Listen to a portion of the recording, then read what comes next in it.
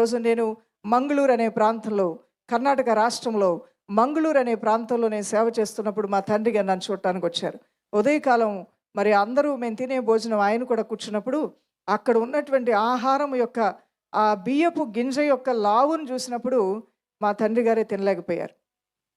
ఆయన నాకు బోధించింది ఎప్పుడు ఏంటంటే, ఆయన అనేక ఇండియన్ ఎయిర్ ఫోర్స్‌లో ఒక ఉన్నతమైన ఉద్యోగం చేశారు కాబట్టి, ఆయా ప్రజల యొక్క నాగరికతలు, విధి విధానాలు, ఆహారపు అలవాట్లు తెలుసు కాబట్టి చిన్నప్పటి నుంచి నాకు నేర్పించారు. ఎక్కడికెళ్ళినా ఎలాంటి ఆహారమైనా అడ్జస్ట్ అవ్వాలి. నేను అది తినను, ఇది తినను, నాకు అది నచ్చదు, ఇది నచ్చదు అని నువ్వు అనొద్దమ్మా.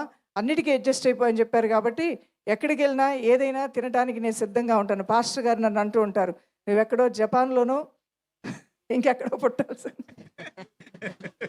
ఏ ఏది కనబడినా దేవుడిని స్తుతించి తింటారంటావు."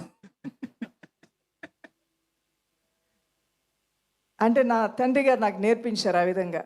ఎవరైనా ప్రేమించి నీ ముందు పెట్టిన దాన్ని అసహించుకొని నేను తిన్నని అనకూడదంటారు. ఇజ్రాయెల్ యాత్ర నేను చేశాను. నాతో పాటు అనేక మంది వచ్చారు. మాకొచ్చిన టీంలో 5, 6 అలిగి కూర్చున్నారు. ఎందుకు అలిగారంటే, రోజు ఇవే పెడతారా? సాంబా మసూరు లేకపోతే ఏంటి ఆ బియ్యం ఏంటి పొడవుగా ఉంటాయి, బాసుమతి రైస్. రోజు ఇవే పెడతారండి, బాసుమతి రైస్ పెట్టరేంటని నన్ను పాస్టర్ గారిని తినేసేటట్టు చూస్తున్నాడు ఆయన. నాకు అనిపించింది, నేనేమన్నా బాస్మతి రైస్ నేను ఎక్కడి నుంచి, నాకే లేనప్పుడు నీకెక్కడ పెడతావు? నువ్వు నేను అందరం కలిసి ఇతర దేశం వచ్చావు. వాళ్ళు ఏం పెడతారో అదే. పీటర్ ఫిష్ అనగానే ఓ తినేస్తున్నారు. చేపల మాంసం మాత్రం బాగా తింటున్నారు. రొట్టె పెట్టగానే ఆ రొట్టెతో పాటు చాలా పెట్టారండి. రొట్టె ఒక్కటే కాదు, రకరకాల కూరలు ఉన్నాయి. కూరలు తిన్నా కడుపు నిండుద్ది. కానీ ఎందుకో ఆ యొక్క ఏమంటారు దాన్ని, వారిలో ఉన్నటువంటి ఆ భావాన్ని వ్యక్తపరుస్తున్నారు. అడ్జస్ట్ అవ్వలేకపోతున్నారు. నాకు అనిపించింది, నా ఆత్మీయ బిడ్డలు వయసులో పెరిగారు కానీ బుద్ధిలో మాత్రం అబ్బో చాలా భయంకరం. బుద్ధిలో పెరగలు వచ్చింది. ఎంత చిన్నపిల్లలాగా ప్రవర్తిస్తున్నారు ఇల్లు అనిపించింది నాకు. నేనేం తీసుకొచ్చి పెట్టగలను? పాశ్రం గారు ఏమైనా పచ్చళ్ళు తెచ్చారండి, మామిడికాయ పచ్చడి కానీ టమాటా పచ్చడి కానీ. నేను నీకు ఎలా కనిపిస్తున్నాను? నిజంగానే నా పక్కనున్న మా పిన్ని గారు ఇంత టమాటా పచ్చడి తీసుకొచ్చారు. అమ్మో, ఈ పాశ్రం నన్ను అడిగి పచ్చడి ఇచ్చేటట్లుంది. నా బ్యాగ్లో దాచుకొని జిప్పుడు ఇలా పెట్టేశారు. ఏమైనా పచ్చళ్ళు ఏమైనా తెచ్చారండి? నేనైతే ఏ పచ్చడి చాలా హాయిగా ఏది నా ముందు అది నేను ప్రార్థన చేసి తినేస్తాను. నాకే అభ్యంతరము లేదు. అలాంటి నాన్నగారు మంగళూరులో నేను సేవ చేస్తున్నప్పుడు నన్ను చూడటానికి వచ్చినప్పుడు ఆయన కళ్ళల్లో కన్నీరు పెట్టుకున్నారు. అన్ని ఆహారాలు తినమన్న ఆయనే 2 ముద్దలు తినగానే గొంతులో పట్టేసింది. అలాంటి భోజనం, అమ్మ రోజు ఇదే భోజనం చేస్తున్నావు అన్నారు. నాన్న రోజు ఇదే భోజనం చేస్తున్నా, నువ్వే చెప్పావు కదా నాకు దేవుణ్ణి స్తుతించి తినమన్నావు కదా, ఎలాంటి భోజనం తినే బిడ్డవమ్మ నువ్వు. ఇంకొకసారి వచ్చారు. అక్కడ సేవ నేను చేస్తున్నప్పుడు బావిలో నీళ్లు చేస్తూ ఉన్నారు. నా చేతులు ఎర్రగా కందిపోయి కాయలు కట్టేసి ఉన్నాయి. ఒక చిన్న కిరోసిన్ స్టవ్ ఉంది. నాన్నగారు అన్నారు, ఎలా పెంచానమ్మా నిన్ను? ఆ కాలంలోనే గోబర్ గ్యాసులు పెట్టించి పుల్లల పొయ్యితో సంబంధం లేకుండా గ్యాస్ స్టవ్ వాడే విధంగా చూశాను. ఇంట్లో చిన్నదానివి, ఏ రోజు నిన్ను బావి దగ్గరికి నేను పంపించలేదు. నీళ్ళంతా కూడా నింపేవాడిని నేనే. అయినప్పటికీ దేవుని స్తోత్రం అమ్మ, ఈ అవకాశం వల్ల నీకు రాదేమో, దేవుడు నీకు అవకాశం ఇచ్చాడు తల్లి, నువ్వు దేవుని కొరకు ప్రయాసపడు, కష్టపడు, దేవుడు నిన్ను దీవిస్తాడు. మరలా నువ్వు ఇలా చేయాలంటే చేయలేవేమో. ఏ రోజు సేవ విషయంలో నిరుత్సాహపరచలేదు, జ్ఞాపకం చేసుకున్నారు అంతే. మేమందరం పడుకున్న చేపలు చూశారు. ఏ రోజైనా చినిగిన చేప మీద పడుకున్న అనుభవం నీకుందమ్మా? నేను నీకు ఇచ్చినప్పుడు మంచి చేప పంపించాను కదా, మంచాలు తీసుకొని వెళ్ళడానికి అవ్వదు, సేవలకు వెళ్ళేటప్పుడు చేపలు మాత్రం తీసుకొని వెళ్ళగలుగుతాం. నేను నాన్న, నువ్వు నాకు పెద్ద చేప మంచిది ఇచ్చావు, మంచి బెడ్షీట్లు దిండ్లు ఇచ్చావు, కానీ నా ఫ్రెండ్స్ ఎవరు చేపలు తెచ్చుకోలేదు. వాళ్ళు ఎవరు దిండులు తెచ్చుకోవాలి, దుప్పట్లు తెచ్చుకున్నారు. కానీ మా 5గురు నా తల కింద రాత్రి ఉంటుంది, తెల్లారేసరికి 5వ వ్యక్తి కింద తల కింద ఉంటుంది. రాత్రంతా ఒక్కొక్కళ్ళు దిండు రాత్రిపూట బర్రం లాగేస్తారు ఒకళ్ళు. అప్పుడు నేను ఇలా తల వాలేస్తాను, తీసుకున్నారులేని. ఆళ్ళ తల కింద కూడా ఉండదు. అర్ధరాత్రి ఇంకొకళ్ళు మెలకు వస్తుంది, నువ్వే దిండు మీద ఎందుకు పడుకోవాలని. ఆ దిండు అటులాగి ఇటులాగి దిండు చినిగిపోయింది. చేప ఒకటే కదా, అందరం 5గురు దాని మీద డొల్లి పడుకొని చేప కూడా అరిగిపోయి చేప చినిగిపోయింది. కొత్త చేప కావాల్సితే అడగాల్సింది కదమ్మా, నేను ఇప్పుడు వచ్చినప్పుడు ఇవన్నీ తెచ్చేవాడిని కదా అన్నప్పుడు నేనన్నాను, ఇవన్నీ నేను పట్టించుకోవట్లేదు నాన్న. నాకు ఒకటే, ఒక 2-3 రాళ్ళుండి, 2 కట్టెలుండి, 4 గిన్నెలుండి, అది తిని బతకాలి కాబట్టి తిని బ్రతుకుతూ నా యేసయ్య సేవ చేస్తే అదే నాకు చాలు. ఆత్మలు రక్షింపబడితే అదే చాలు. ఆ రోజున నా తండ్రి గారు నన్ను చూసి కన్నీళ్లు పెట్టుకొని, అమ్మా నిన్ను ఒక చిన్న బిడ్డగా ఉన్నప్పుడు దేవుని సేవకు సమర్పించాను, నువ్వెక్కడున్నా నన్ను బట్టి అయినా నా దేవుడు నిన్ను కాపాడతాడని నేను నమ్ముచున్నాను. ఒక యవనస్తురాలుగా నిన్ను పంపించాను. నువ్వు మామూలు యవనస్తురాలువేమీ కాదు, నువ్వన్నీ కలిగినటువంటి యవనస్తురాలువి, అన్ని విధాలుగా రూపురేఖలు ఉన్నటువంటి యవనస్తురాలువి, అన్ని విధాలుగా అంత సమృద్ధిలోంచి వచ్చినటువంటి కుమార్తెవి. అయినప్పటికీ నిన్ను దేవునికి అప్పగించిన తర్వాత మరలా నేను నిన్ను తీసుకొని వెళ్ళను. ఏ దేవునికైతే, ఆ రోజు అదే మాట చెప్పారు, ఏ దేవునికైతే నేను నిన్ను అప్పగించానో ఆ దేవుడు తొదమట్టుకు నీకు తోడై ఉంటాడు. అవును ప్రియులార, ఎన్నో విషయాల్లో ప్రభు అయిన దేవుడు కనుపాపవలే కాచి కాపాడాడు. ఏ ఒక్క దుష్టుని యొక్క కనుదృష్టి మా మీద పడకుండా అగ్ని కంచి వేసి మమ్మల్ని నడిపించాడు. ఎంత రోషముతో దేవుడు యవన కాలంలో నాతో నడిచాడంటే, మమ్మల్ని ముడితే దేవుణ్ణి ముట్టాడా అన్నంత రోషముతో దిగి వచ్చేవాడు ఆయన. ఎక్కడ ఏ స్థితిలో కూడా మేము కదల్చబడకుండా ఆయన అగ్నిలో మమ్మల్ని నడిపించాడు. ఆయన కాపుదల్లో భద్రపరుస్తూ నడిపించాడు. సేవ కొరకు హృదయం కలిగిన, ప్రాణాలు పోతాయో ప్రాణాలు ఉంటాయో, సౌకర్యాలు అనేది ఉన్నాయా లేవా అనేది చూడకుండా ఈ యవన జీవితాన్ని నాకు ఇచ్చిన నా బిడ్డను నేను ఎలా వదిలిపెడతా అనుకున్నాడేమో కానీ ఆ దేవుడు అనుక్షణము కాపాడుతూనే వచ్చాడు. దైవజనమా, సకల దుష్టత్వం నుంచి కాపాడుతూ వచ్చాడు. నువ్వు నమ్మిన దేవుడు నమ్మదగినవాడు, సకల దుష్టత్వం నుంచి నేను నిన్ను కాపాడుతానని నా యవన కాలంలో ఆ వాగ్దానాన్ని ప్రతి మారు జ్ఞాపకం చేసుకుంటూనే నడిపిస్తూ తీసుకొని వచ్చాడు. ఆయా సమయాల్లో ఆయా రీతులుగా ఆయా సమస్యలు గుండా మనం వెళ్తూ ఉంటాం. ఏ స్థితి నీకు దేవుడిచ్చినా ఆ స్థితిలో సనగొద్దు. ఈ స్థితి నాకు మారుతుంది అనుకో. ఏమనుకోవాలి? నేను ఎప్పుడూ ఇలానే ఉండను అనుకో. నీకు మనసులో బాధ కలిగితే ఇప్పటికే నాకు ఈ స్థితి ఒక మంచి స్థితి దేవుడు నాకు ఇవ్వబోతున్నాడు అనుకో. నాకు ఇవ్వబడిన ఈ స్థితి ఇది మరుగైపోతుంది, అయినా ఈ స్థితిలో ఉండి కూడా నేను దేవుణ్ణి స్తుతించి గణపరుస్తాను, మహిమపరుస్తాను అనుకో. ప్రభు నీ భక్తిని చూస్తాడు, నీ విశ్వాసాన్ని చూస్తాడు, నీలో ఉన్న సమర్పణ చూస్తాడు. ఆయన సర్వ సమృద్ధితో నేను దీవించడం ప్రారంభిస్తాడు. ఒక రోజున మీటింగ్ కండక్ట్ చేయాలనుకున్న ఒక గ్రామంలో డబ్బులు చేతుల్లో లేవు. ప్రార్థన చేస్తూ ఉన్నాను. ఎక్కడో ఒక కొరియా అతను ఒక చర్చికి వస్తే ఆదివారం నేను అక్కడికి వెళ్ళాను. ట్రాన్స్లేషన్ చేసేవాళ్ళు ఎవరు లేరు. నేను ఆయన ఇంగ్లీష్లో మాట్లాడుతుంటే నేను ఆ కన్నడ భాషలో ట్రాన్స్లేట్ చేశాను. ఇప్పుడు నేను మర్చిపోయాను కన్నడ భాష. బైబిల్ మాత్రం కన్నడ బైబిల్ ఉంది, బైబిల్ మాత్రం చదువుతాను.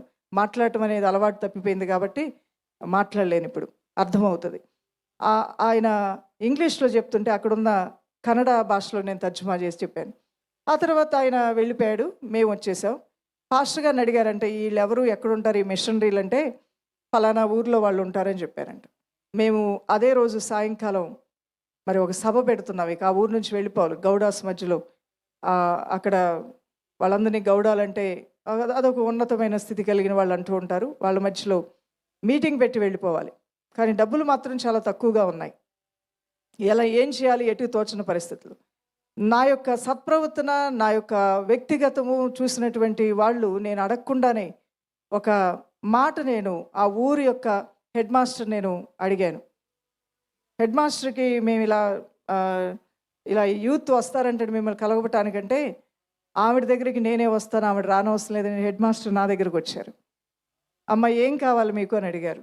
సార్ ఏమొద్దండి, జస్ట్ మాకు మీ స్కూల్లో ఉన్నటువంటి ఆ టేబుల్స్ ఇస్తే చాలు, బల్లలు అంటారు కదా, ఆ బల్లలు మాకేవ్వండి, ఒక 10 బల్లలు ఉంటే చిన్న స్టేజ్ కట్టుకుంటాం అన్నాను. తప్పకుండానమ్మా, 10 ఏంటి 20 అయినా పంపిస్తానని ఒక 15 దాకా పంపించారు బల్లలు. ఆ బల్లలు తీసుకొచ్చాం, స్టేజ్ వేసాం, మైకులు పెట్టాం, సౌండ్ సిస్టమ్ ఆ రోజుల్లో ఎలా ఏర్పాటు చేయాలో మొత్తం మీద ఏర్పాటు చేసాం. ఒక 700 నుండి 1000 మంది కూడా వచ్చేస్తూ ఉన్నారు. డబ్బులు అయితే లేవు. డబ్బులు దేనికి కావాలంటే వచ్చిన వాళ్ళకి ప్రార్థన అయిపోయిన తర్వాత రస్నా ఇవ్వాలి, తర్వాత స్నాక్స్ ప్యాకెట్ ఇవ్వాలి, మిక్చరు, దానిలో ఒక స్వీట్ వేసి ఇవ్వాలి. దానికి డబ్బులు లేవు మా దగ్గర వాళ్ళకి ఇవ్వటానికి. స్టేజ్ వేయడానికి అన్నీ ఫ్రీగానే అందరూ ఇచ్చారు. చాలా చక్కగా అన్నీ ఏర్పాటు చేశాం. ఆ టైంలో ఆ కొరియా వ్యక్తి ఎక్కడో ఆర్ఫన్ హోమ్కి వెళ్తూ ఆన్ ద వేలో మేమున్న ఊరు వచ్చిందని వచ్చి నా పేరు పెట్టి పిలిచి, నేను బయటకు వచ్చిన జస్ట్ ఒక కవర్ పెట్టి గాడ్ బ్లెస్ యూ అని చెప్పేసి వెళ్ళిపోయాడు. ఆ కవర్ నేను ఓపెన్ చేస్తే 1000 రూపాయల నోట్లు 2000 ఉన్నాయి దానిలో. దేవునికి స్తోత్రం కలుగును గాక. ఫస్ట్ టైం నేను 1000 రూపాయల నోట్ చూశాను ఆ రోజున. ఆ 2000 కూడా దేవుడిచ్చాడు కాబట్టి 2000 దేవుని సేవకే ఇచ్చేస్తారని చెప్పి ప్రభుతో మాట్లాడాను. వెళ్ళి ప్రార్థన చేసుకున్నాను. దానిలో ఆల్మోస్ట్ 1500 ఖర్చు అయిపోయింది. షార్ట్ కట్ చేసి చెప్తున్నాను. ఇంకొక 500 దాకా మిగిలాయి. మా ఫ్రెండ్స్ అన్నారు, బ్రహ్మాండంగా జరిగింది సువార్త సభ, మైసూరు వెళ్ళిపోద్దాం, దసరా పండగ బ్రహ్మాండంగా జరుగుద్ది మైసూరులో, మైసూరు ప్యాలెస్ చూద్దాం, దాంతోపాటుగా ఆ ఏనుగులకు పెద్ద పెద్ద బంగారపు ఇవేసి నడిపిస్తుంటారు, అవి చూసినట్టు ఉంటుంది, ఆ తర్వాత మైసూరు ప్యాలెస్ చూసినట్టు ఉంటుంది, మనందరికీ ఇక్కడ నుంచి అక్కడ జస్ట్ 50 రూపాయలు ఛార్జీ, మంచిగా మనం బస్సులో వెళ్ళి వచ్చేద్దాం సాయంకాలం అన్నారు. నాకు మనసు రావట్లా. నేను దేవునికి మాట ఇచ్చా, నువ్వు ఇచ్చావు, మరలా అన్నీ కూడా నీ సేవకే ఇచ్చేస్తానని నేను అన్నాను. మన డబ్బులు మనం పెట్టుకొని వెళ్దాం, ఇవి పరిచర్య డబ్బులు మనం ముట్టకూడదు, తాకకూడదు, వాడకూడదు. హల్లెలూయా. మన డబ్బులు మనకు ఉన్నాయి కదా, మనం ట్యూషన్ చెప్తూ మనం సంపాదించుకున్న డబ్బులు ఉన్నాయి కదా, వాటిని వాడదాం. దేవుని పనికి ఇవ్వబడినటువంటి వాటిని దేవుని పరిచర్యకే వాడదామంటే అందరూ తిట్టడం ప్రారంభించారు. ఆ రోజున వాళ్ళు ఎంత గయ్యాళుల్లో నాకు అర్థమైంది. ఈ టీంగా నేను లీడర్గా ఉందని ఆశ్చర్యపోయాను. వీళ్ళు మామూలు వాళ్ళు కాదు, మలయాళంలో తిట్టేవాళ్ళు మలయాళంలో, కన్నడ తిట్టేవాళ్ళు కన్నడ భాషలో, ఆ తుళు భాష ఒకటి ఉంటుంది ఆ కర్ణాటకలో, ఆ భాషలో తిట్టేవాళ్ళు, ఆ భాషలో అందరూ ఏయో సడుక్కుంటున్నారు. తిట్టడం అంటే ఏం సనుక్కుండా నాకెందుకు, దేవుని పనికి నేను ఇస్తానన్నాను కాబట్టి ఇచ్చేస్తాను, నీ డబ్బులు ఏంటవి, అందరికీ వచ్చినాయి, అందరూ ప్రార్థన చేశాం, అది అందరి డబ్బులు అన్నారు. కానీ అవన్నీ కూడా నా డబ్బా నీ డబ్బా కాదు, దేవునికి మాట ఇచ్చాం, ఆ మాట నెరవేరుద్దాం, అందువలన ఈ విధంగానే చేయటం మంచిదని చెప్పాను.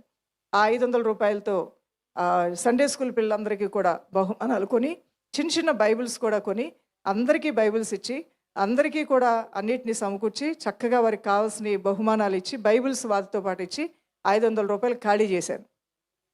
500 రూపాయలు ఖాళీ అయిన తర్వాత నాకు మనశ్శాంతి వచ్చింది. వెంటనే ప్రార్థనలో కూర్చున్నారు, మోకరించి, తండ్రి ఈరోజు నా చేతిలో 2000 పెడితే నేను నమ్మకంగా ఉన్నాను, ఇక నుండి ఏం అమ్మబోతున్నానో నాకైతే, నేనేమో కలగన్నాను స్టీఫెన్ పాల్ గారి భార్యను అవ్వబోతున్నానని నాకు తెలియదు కదా, నేనేం అవ్వబోతున్నానో నాకైతే తెలియదు, కానీ నువ్వు ఏది నా చేతిలో పెట్టినా నీకు నమ్మకంగా ఉంటాను. హల్లెలూయా. నాకు ధైర్యం వచ్చింది. దేవుడు ఇచ్చి శోధిస్తాడు. దేవుడు ఇవ్వగానే సేవకులు గుర్తుపెట్టుకోండి, పరిచర్యకని ఇవ్వబడింది పరిచర్యకే వాడాలి, నీకు ఇవ్వబడింది నువ్వే వాడుకోవాలి. దేవదూతలు ఎవరికి ఏ అవసరాలకి జవాబులు కావాలో అవి తీసుకుని ఆ ఇంటికి వెళ్తాయి. ఈ రోజున ప్రార్థన అవస్థలకు ఆశీర్వాదాలైన గంపలు దిగొస్తాయి భూమి మీదకి. హల్లెలూయా.